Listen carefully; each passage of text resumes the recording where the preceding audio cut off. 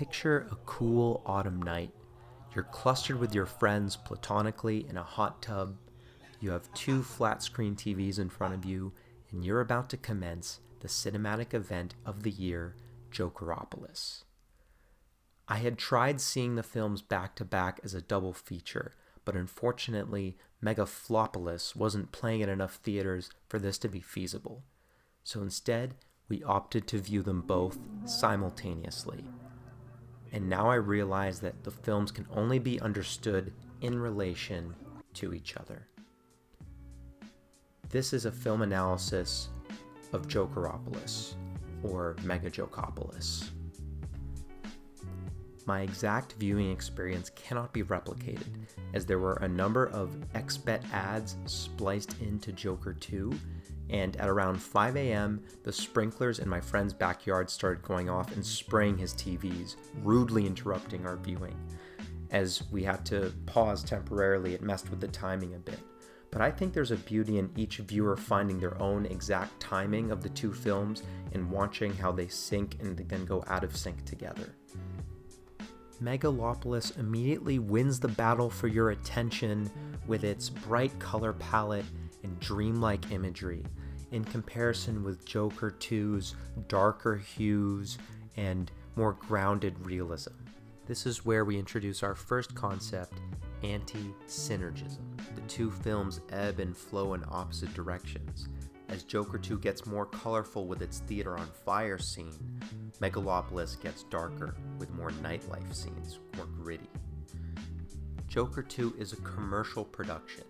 It begins with a Looney Tunes-inspired animation sequence. He says that's all, folks, in the middle of the courtroom, and they even show Looney Tunes on a TV at one point. It was made to push Warner Brothers' product. Meanwhile, Megalopolis is all about passion. It's an artistic piece. There's no ulterior motive behind it. The films have a lot in common, too. Gaga and Aubrey Plaza are both manipulators, scheming and playing with Shia LaBeouf and Joker respectively. In these universes, blondes are the drivers. This is even made more clear when Joker fires his lawyer, who's actually brunette. In this universe, your hair is your source of strength, and blonde is in. This is where we introduce our next concept, counter-opposition. Mega Joker blends together in your mind as the movies become one. Quite often on both screens you'll notice there are scenes where two characters are talking with each other, a commonality in both movies. Now we'll be getting into some major spoilers, but both films actually climax at the same time. Just as Aubrey Plaza is getting her kitty munched by Shia LaBeouf, the courthouse, or as I like to call it, the Joker house, blows up. Then we notice the films become more synergistic, more complementary in their color schemes. There's a post-Munch blues in Megalopolis, which is matched nicely by a yellow tint post-Jokeropolis. We also see Joker get stabbed and Aubrey Plaza get shot at the same time as we lose our driving characters. Speaking of drivers, we have to notice how Adam Driver's and Joker's journeys are so similar.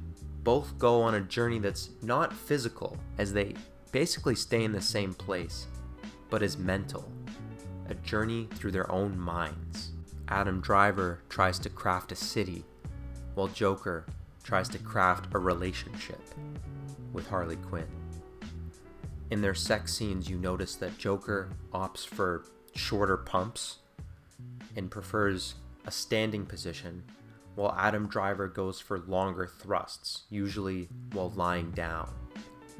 I felt as I was watching the movies, Kylo Ren was becoming more insane, more unhinged, while Joker became more reasonable, more self-aware and withdrawn. Both movies are incredible at wasting talent. Adam Driver fully goes for it, fully committed to this script. Gaga is brought on board really just to sing, despite her talents as an actor. Both movies are some pretty bad examples of surrealism. It's like David Lynch gone wrong. There's a scene early on in Megalopolis where Adam Driver's talking to Masende, and you kind of realize you don't know what's happening and you're never able to fully understand what you're watching. Joker 2 is easier to follow, but ultimately isn't able to grab your attention more. There's not enough happening. There's a lot of drawn out court scenes. I think both movies fall into this idea that instead of going right, you gotta take left, especially when you compare it to the director's other filmographies. When I stepped out of both movies, I came to a realization. They work better together than alone. And we remember the ending of both movies where Adam Driver has a child, and there's hints that Lady Gaga is pregnant with Joker's child. This made me realize that there is room for expansion in this shared universe. I can see it now. JJ. What's that stand for? Joker Jr. Maybe a sequel with both these kids would succeed where both these films flopped. Perhaps they go on a journey through the stars, take a trip to Paris.